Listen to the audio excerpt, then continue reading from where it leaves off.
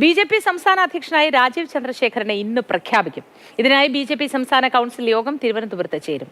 നിയമസഭാ തെരഞ്ഞെടുപ്പിനായി കർമ്മ പദ്ധതി തയ്യാറാക്കിയാവും രാജീവ് ചന്ദ്രശേഖരന്റെ തുടക്കം. ബി.ജെ.പി. സംസ്ഥാന കൗൺസിൽ യോഗ സ്ഥലത്ത് നിന്ന് നമ്മുടെ പ്രതിനിധിയായ പ്രശാന്ത് കൃഷ്ണ ഒപ്പം ചേരുന്നുണ്ട്. Prashant, good morning.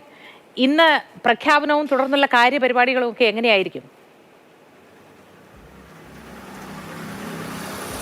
മോദി രാവിലെ 11 മണിക്ക് ബി.ജെ.പിയുടെ സംസ്ഥാന കൗൺസിൽ യോഗം വിളിച്ചിട്ടുണ്ട്. 210 പേരാണ് കൗൺസിൽ അംഗങ്ങളായി ഉള്ളത്. ഇതിന് പുറമെ ചുമതലപ്പെട്ടവരെയും ഈ യോഗത്തിലേക്ക് ക്ഷണിച്ചിട്ടുണ്ട്.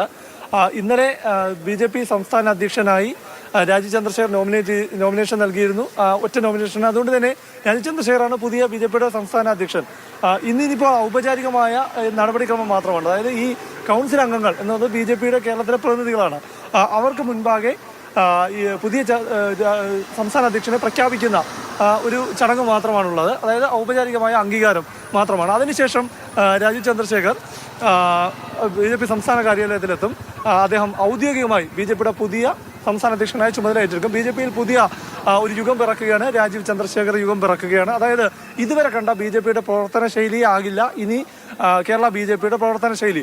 കാരണം രണ്ട് ഗ്രൂപ്പുകളുടെ ഭാഗമായി നിന്ന് നേതാക്കൾ അതിൻ്റെ ഭാഗമായുള്ള പ്രവർത്തന രീതിയും ഒക്കെ നമ്മൾ കണ്ടതാണ്. അപ്പോൾ അതിന് വ്യത്യസ്തമായി ഗ്രൂപ്പുകളിലൊന്നും പെടാത്ത ഒരു നേതാവ് സംസ്ഥാന അധ്യക്ഷനായി വരുമ്പോൾ തീർച്ചയായും അദ്ദേഹം ഒരു ടെക്നോക്രാറ്റാണ്, അപ്പോൾ ഒരു പ്രൊഫഷണലാണ്. അപ്പോൾ ആ രീതിയിലുള്ള ഒരു പ്രൊഫഷണൽ ടച്ച് ആയിട്ടുള്ള ഒരു പ്രവർത്തനം പ്രതീക്ഷിക്കാം. മിഷൻ 2026 നടപ്പാക്കുകയാണല്ലോ രാജീവ് ചന്ദ്രശേഖരന്റെ ലക്ഷ്യം. അത് ഏത് തരത്തിലായിരിക്കും പാർട്ടിയിൽ മാറ്റങ്ങൾ ഉണ്ടാക്കുക?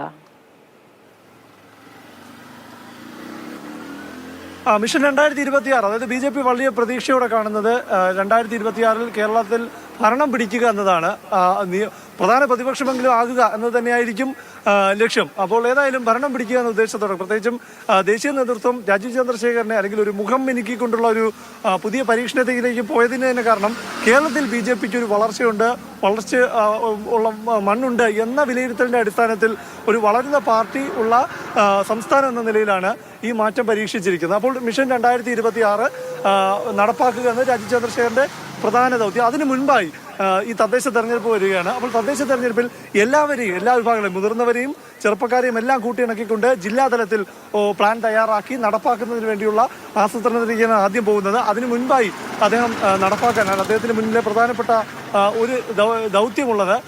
ഇനി അദ്ദേഹം ചുമതല ഏറ്റെടുത്തു കഴിഞ്ഞാൽ ഒട്ടും വൈകാതെ തന്നെ ഓരോരുത്തർക്ക് ഈ പല വിഭാഗങ്ങളിലെ പല ഗ്രൂപ്പുകളിലായി നിൽക്കുന്നവർക്ക് അദ്ദേഹത്തിന് കൂട്ടി വേണം ഒരുമിച്ച് പോകേണ്ടത്. കാരണം വർക്ക് ഫോഴ്സായി പ്രവർത്തിക്കേണ്ടത് അവരാണ്.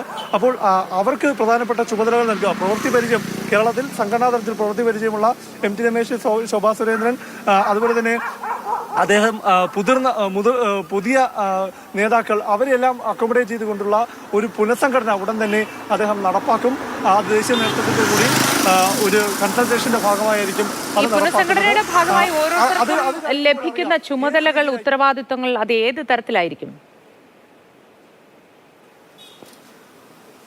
ബി.ജെ.പിയിൽ ഏറ്റവും പ്രധാനപ്പെട്ട പ്രസിഡന്റ് കഴിഞ്ഞാൽ പിന്നെ ഏറ്റവും പ്രധാനപ്പെട്ട തസ്തിക അല്ലെങ്കിൽ ഒരു പോർട്ട്ഫോളിയോ എന്നത് ജനറൽ സെക്രട്ടറിമാരാണ്. പിന്നെ വൈസ് പ്രസിഡന്റുമാർ, കോർ കമ്മിറ്റി എന്നത് ജനറൽ സെക്രട്ടറിമാർ ഉൾപ്പെട്ടതാണ്. അപ്പോൾ ജനറൽ സെക്രട്ടറിമാരായി ആരെയെല്ലാം അദ്ദേഹം നിശ്ചയിക്കുമെന്നത് ഏറ്റവും പ്രധാനമാണ്. തീർച്ചയായും അദ്ദേഹം വളരെയധികം വിശ്വസിക്കുന്നത്, അല്ലെങ്കിൽ അദ്ദേഹം തിരുവനന്തപുരം ലോക്സഭാ മണ്ഡലത്തിൽ വന്ന് മത്സരിച്ചപ്പോൾ അദ്ദേഹത്തിന് ഒപ്പം നിന്ന് പ്രവർത്തിച്ച, അല്ലെങ്കിൽ അദ്ദേഹം ചിലരെ വിശ്വസ്തരായി കാണുന്നുണ്ടാവും, അവർക്ക് തീർച്ചയായും ജനറൽ സെക്രട്ടറി വിഭാഗത്തിൽ ഒരു അക്കോമഡേഷൻ ഉണ്ടാകും എന്നുള്ള കാര്യത്തിൽ തർക്കമില്ല. ഇതിൽ ഏറ്റവും പ്രധാനം ഈ സമീപകാലത്തായി ബി.ജെ.പി. ദേശീയ തലത്തിൽ ഒരു സംഘടനാ സെക്രട്ടറി, ബി.ജെ.പിയും ആർ.എസ്.എസും തമ്മിലുള്ള പാലമായി പ്രവർത്തിക്കുന്ന സംഘടനാ സെക്രട്ടറി എന്ന തസ്തിക വേണ്ടെന്ന് വെച്ചു. ദേശീയ തലത്തിൽ തന്നെ ഓരോ സംസ്ഥാനങ്ങളിൽ ഒഴിവാക്കി വരികയാണ്. അങ്ങനെ കേരളത്തിൽ ഇപ്പോൾ സംഘടനാ സെക്രട്ടറി ഇല്ല. അപ്പോൾ ഒരു പ്രവൃത്തി പരിചയക്കുറവുള്ള പ്രസിഡന്റ് വരുമ്പോൾ ഒരു ആർ.എസ്.എസും ബി.ജെ.പി. തമ്മിലുള്ള പാലമായി പ്രവർത്തിക്കുന്ന ഒരു സംഘടനാ സെക്രട്ടറിയെ വയ്ക്കാനുള്ള സാധ്യത ഏറെയാണ്. അത് ദേശീയ നേതൃത്വമായിരിക്കും തീരുമാനിക്കുക. അങ്ങനെ വരുമ്പോൾ കേരളത്തിൽ നിന്നുള്ള ആർ.എസ്.എസ്. നേതാവായ ജയകുമാറിന്റെ പേര് സജീവമായി കേൾക്കുന്നുണ്ട്. ഏതായാലും ഇക്കാര്യത്തിലെല്ലാം തീരുമാനം ഇനി വരാതിരിക്കുകയാണ്. ഏതായാലും രാജീവ് ചന്ദ്രശേഖരന്റെ ഒരു പ്രവർത്തന ശൈലി ഏത് രീതിയിലായിരിക്കും, ഇതുവരെ കണ്ടൊരു പ്രവർത്തന ശൈലി അല്ലെങ്കിൽ കെ സുരേന്ദ്രന്റെയോ വി മുരളീധരന്റെയോ കുമ്മനം രാജശേഖരന്റെയോ ഒന്നും കാലത്ത് കണ്ടതുപോലൊരു പ്രവർത്തന ശൈലി ഏതായാലും കേരള ബി.ജെ.പിയിൽ രാജീവ് ചന്ദ്രശേഖരന്റെ ഒരു രാജീവ് ചന്ദ്രശേഖർ യുഗമായിരിക്കും ബി.ജെ.പിക്ക് വരാൻ പോകുന്നത്. എന്തുകൊണ്ടും അടിമുടി മാറ്റമായിരിക്കും പ്രതീക്ഷിക്കുന്നത്. ഏത് തരത്തിലാണ്, എങ്ങനെയൊക്കെയാണ് മറ്റു ചുമതലകൾ ചുമതലകൾ ഏതൊക്കെ നേതാക്കൾക്കാണ് നൽകുക, ഇനി അങ്ങോട്ടുള്ള പ്രവർത്തനത്തിന്റെ രീതി എന്താണ് തുടങ്ങിയതൊക്കെ നമുക്ക് കാത്തിരുന്ന് കാണണം. ഏറ്റവും ആദ്യം അതിന്റെ ഭാഗമായി ഔപചാരികമായ പ്രഖ്യാപനം നടക്കുക എന്നതാണ്. ഇന്ന് കൗൺസിൽ യോഗത്തിൽ അതുണ്ടാവും. പ്രശാന്ത് കൃഷിയാണ് വിവരങ്ങൾ നൽകിയത്.